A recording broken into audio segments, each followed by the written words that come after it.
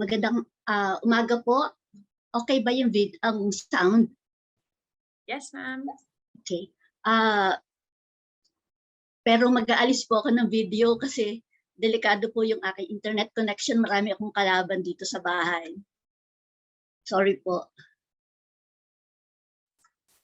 Okay. So I was asked to talk about Filipino children at risk of statelessness, mga nasa migratory setting. So yung title ko po ay Intersecting Vulnerabilities, pero hindi ko alam paano siya pagkasyahin dun sa screen. So I'm Rhodora. I work with the Center for Migrant Advocacy. It's mainly a policy advocacy organization that seek to promote the rights and welfare of our migrant Filipinos and their families. So pasok po talaga yung children. At the same time, we also have a direct services program, mainly a case referral system where Filipinos or their families who have problems in relation to migration do approach us for assistance, mainly facilitating contact and assistance from the government. We believe that the government is primarily responsible for our citizens, not only here, but also abroad. So just to promote our NGO. So yung outline po is sino ba itong mga children with Philippine descent in migratory settings, and then overview of their situation, and then intersecting vulnerabilities and hopeful practices. So hindi po ako masyado magkapalawig kasi mauubos po siguro yung oras. So just to mention that more than half of our migrant workers, or 1.13 million, were surveyed in April to September 2019. Work in Western Asia. Ito po yung mga bansang, yung 6 na bansa ng Gulf cooperating countries. Yung Kuwait, Qatar, UAE, Saudi Arabia, Bahrain, and Oman, as well as Lebanon, Jordan, and Israel. And hindi ko maalala kung alin pa bang bansa yun. And remittances from 4 West Asian countries already make up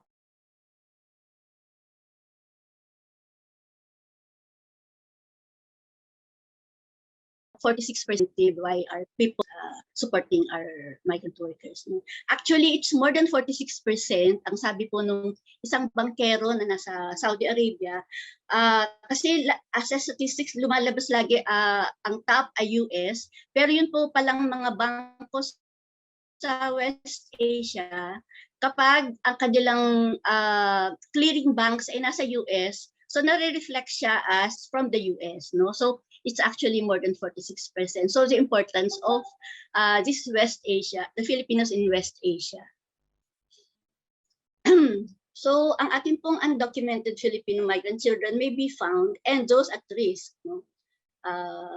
of statelessness may be found in itong West Asian countries, as well as in Sabah, Malaysia, children of Filipino descent, and other may iba pang mga bansa. Gusto ko lang sabihin na a lot of the data that I'll be presenting is actually in the research where Miss Ariel was involved in, that was published in 2021, but covering 2020 data. Kaya lang hindi ko siya, nagka-problema po ako sa PowerPoint ko, kaya hindi ko siya nailagay yung title ng research. So just to mention, noong 2002 ay napakarami pong mga bata na na-deport to the Philippines from Malaysia. So ito po, sila po yung mga tinatawag na halaw, at noong namang 2013, 2,000 undocumented children were repatriated from Saudi Arabia. Later on sa dulo, siguro I can show yung data ni na Ariel regarding more recent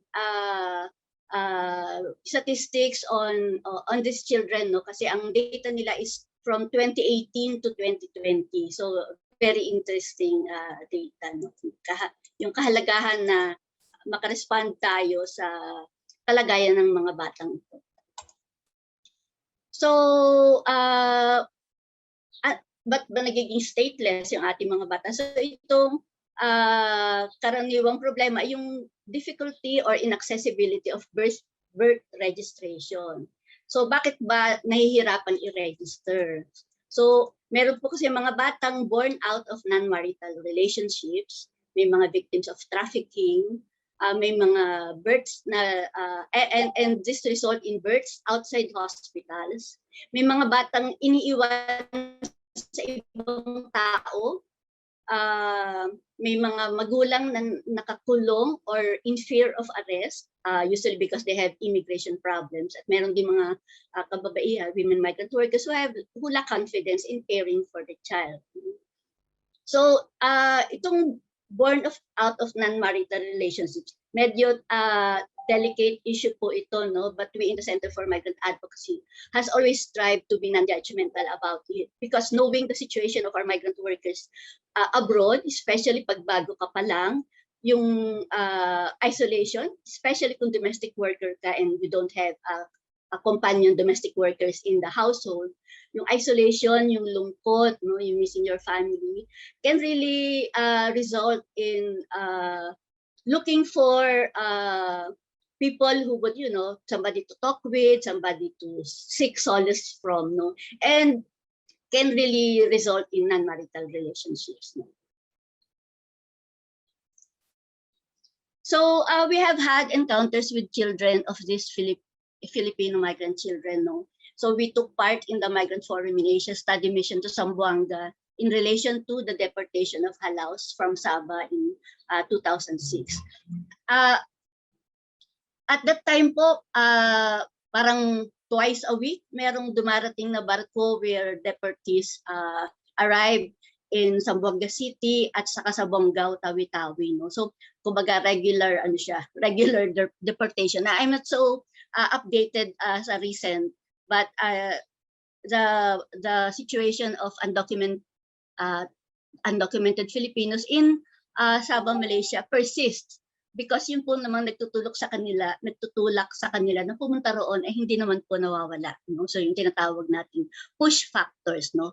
At yung pull factors ng Malaysia, yung opportunities that are there for our Filipino kababayan ay naroon din. So kaya patuloy. In fact, yung mga na-deport dito, the government came out with one-stop shop kasi immediately inaayos nila yung pagbalik nila sa Sabah, no? So the never-ending cycle. We also, our Executive Director Ellen Sana also took part in the House of Representatives Committee on Overseas Workers Affairs mission in 2011 to Saudi Arabia that was headed by former Akbayan Representative Walden Bello. No? So dito, nalaman nila yung libo-libong mga bata na wala palang access to birth registration. No? And then we have had a case, no, may nag-report sa amin na through our partners in Saudi Arabia na dalawang bata na actually naiiwan sila dun sa parang rooftop na flat sa Saudi Arabia kasi ang nag-aalaga sa kanila ay tiyo nila who is a driver, so he has to go out most of the time, no? And so bakit nasa tiyo itong dalawang bata? Kasi umuwi na yung tatay at yung nanay ay nakakulong, no? So at yung nanay nakakulong ay undocumented. So sila din ay di syempre undocumented. So at that time, nilapit sa amin ito nung driver na Filipino. Ang problema daw niya ay paano yung mga bata kasi ay inilapit niya sa ating post, pero ang sabi ng post ay wala silang facility for children in the, hindi ko lang maalala kung Jeddah or Riyadh, no? Walang facility to accommodate the children. No? Eventually, we were able to help them to be repatriated back to the Philippines. No? Sa Lebanon naman, we had a case, and this is also similar with children in Israel, where masyadong matagal na yung undocumented migrant worker in Lebanon, nagkarelasyon na yon, doon na lumaki yung mga bata. And then, biglang I think na orphan yung bata, pero wala siyang nationality, no? So kasi yung mga problema ng ano is how to register itong mga births nila kung undocumented situation na itong mga batang to. So let me go direct to the intersecting vulnerabilities. Of course, as children, yung status and situation nila are tied to their mothers or parents, no. And in most in these West Asian countries, yung nationality ay tatay ang pinagmumulan, no. So it would be good to mention that the concentration of OFWs are in these particular countries na we are talking about, na vulnerable nga dito sa lack of birth registration. Karamihan din ng mga OFW sa mga bansang ito ay in elementary occupations. And for women in particular, they are domestic workers. And as you know, ito yung another very vulnerable occupation, no?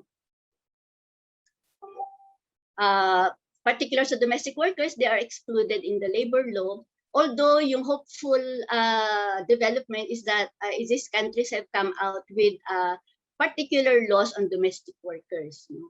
But then, of course, ang sabi nila, masyadong recent pa yung cultural practices nila na even if meron ng law, it will take a while bago siya talaga bumaba and ma-practice, no, ma-implement ng mga mamamayan, yung mga employers ng ating mga domestic workers. No? Of course, yung kafala system, ito yung immigration patakaran nila where ang ating mga OFWs ay nakatali sa kanilang employer. Ang ibig sabihin nito, ang kanilang resident ay yung employer nila or yung sponsor, no, kung hindi yun yung employer nila, ay siyang nag-a-apply for their resident status, no. And especially for domestic workers, that makes them kumbaga parang ano yan, under their practically control talaga, no? Kasi yung kakayanan nila to stay in that country will depend on the sponsor kasi nakatali.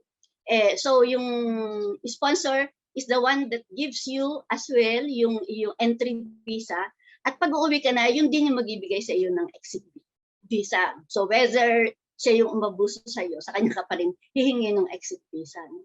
Of course, there has been also hopeful developments in this, but then again, yung implementation at saka yung talagang pagbabago ng mindset ng mga mamamayan nila who are the employers, I will take a while, no?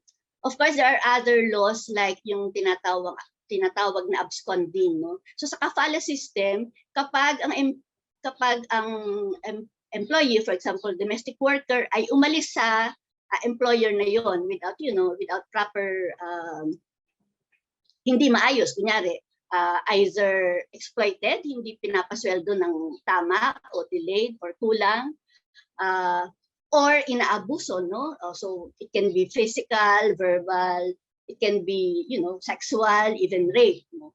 So pag ang isang domestic worker ay umalis doon sa employer na yon, automatic nawawalan siya ng regular status, no? And the employer can file absconding charge. So ito yung tinatawag na absconding kasi umalis ka doon sa employer mo. So kahit pa abusado yung employer mo at umalis ka, so pwede ka pa rin i-charge ng absconding. So in practice, dapat makikipag-unahan ka sa pag-file ng case against the employer, no? So kung ito is exploited or ito ay na-rape, etc., etc. So dapat diretso ka mag-report sa police or sa labor ministry ba yan? Para kasi pag nauna sila, so magka-file sila ng absconding, pwede ka nang makulong.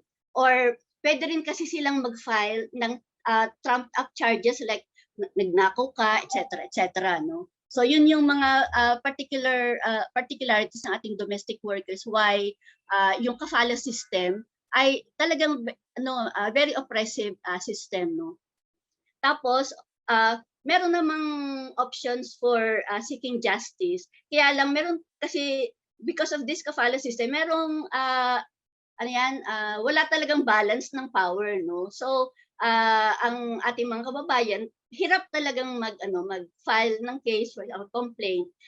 For example, pwedeng kung rape, no, there have been cases na nag-complain ka ng rape tapos yung babae ang nakulong, no. Or yun nga, kung hindi ka kaagad nakapag-file o kaya hindi intindi yung language, no, kasi everything has to be in Saudi, in Arabic, mga ganyan, no. So merong problema sa accessing justice rin. And yung practicality din, pag nag-file ka ng case, then you have to stay. Tapos usually ang ating mga kababayan, especially those in distress, gusto nilang umuwi kasi yung hirap ba o yung pagkaapi, etc., gusto nilang umuwi sa Pilipinas. So they would rather opt to settle and come home.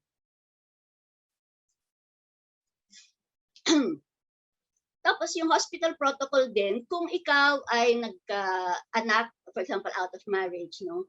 At kunyari sa hospital ka nanganak, no?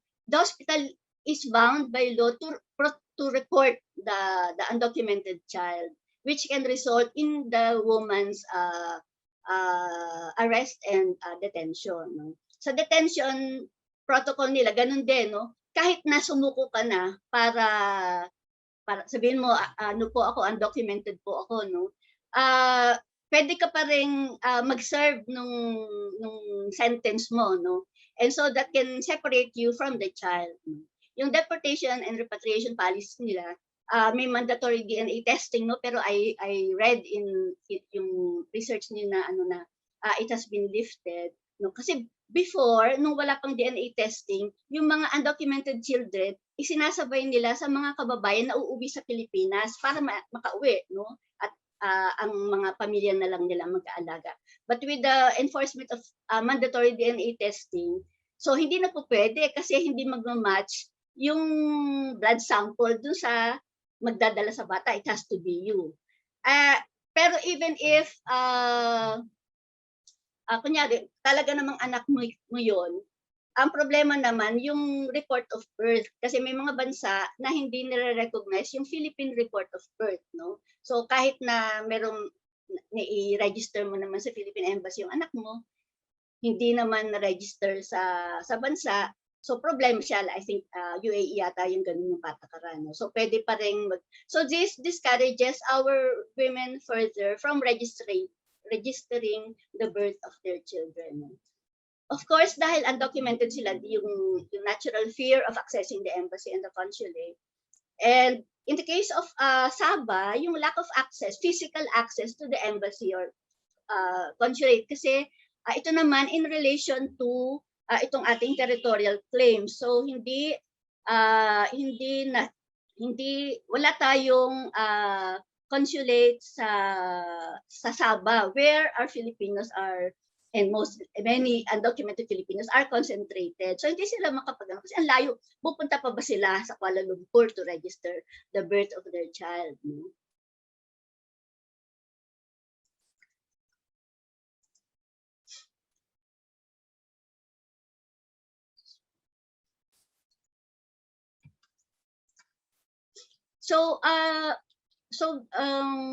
So yung isa pang intersecting vulnerability is yung connected with the drivers of migration, ba't ba nag-abroad yung ating mga kababayan, no?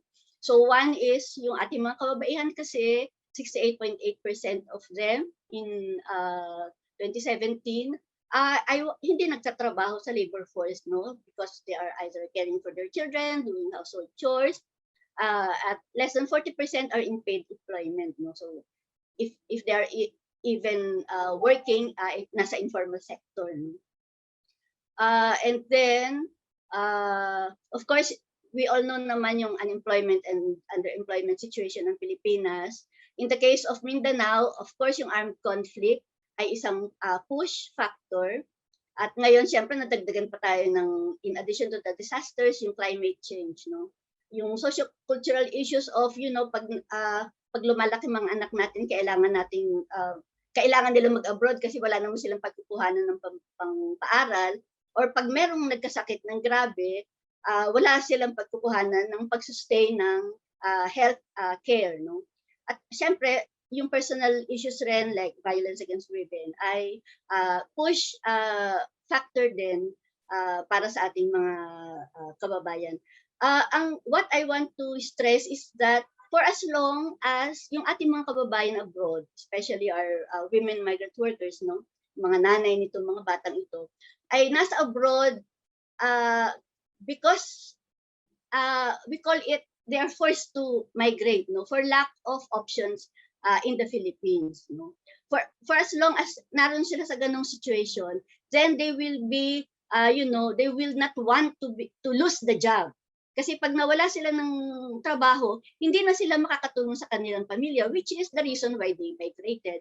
So it results in, for example, pag ang isang woman migrant worker ay naabuso, either hindi siya magre-report or tatakas siya. At pag tatakas siya, di undocumented na siya at delikado pa siyang hulihin, no? Pero itutuloy pa rin niya yun. Kasi hindi siya makakauwi dahil kaya siya nag-abroad nga ay para sa kanyang pamilya. So it's not only her but her family back in the Philippines, no. So ito yung mga nagpupush sa ating mga kababayan, tinatawag naming adverse drivers. So hangga't kumbaga parang nasa parang kapit na patalim situation ng ating mga kababayan ay hindi ma-solve yung undocumented issue, which is connected, of course, to our children's vulnerability to statelessness. So just to show some slides, na ipakita lang yung ating kababaihan abroad, no? So ito yung karaniwan, pag repatriation, it is the women who are repatriated kasi ganun sila ka-vulnerable, and karamihan dito ay domestic workers, no? And then,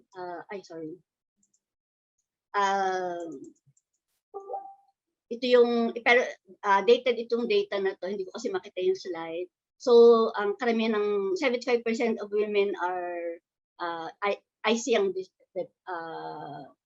repatriated, 92% of those trafficked are women, and 75% of those who have cases of distress are also women. So sa POA, ang request for repatriation in July ay ganito kadami, no? Mostly from domestic workers and cleaners from the Gulf cooperating countries and Malaysia. So this is how difficult the situation of our migrant workers that result in undocumented status, and that connects with our children with Philippine descent. Yung gusto ko lang idagdag, yung undocumented status may be intentional or not, no? So intentional, ibig sabihin lumabas ang ating manggagawa na pumuntang UAE with tourist visa, anong tawag nila doon, visit visa, which actually you can pay for, no?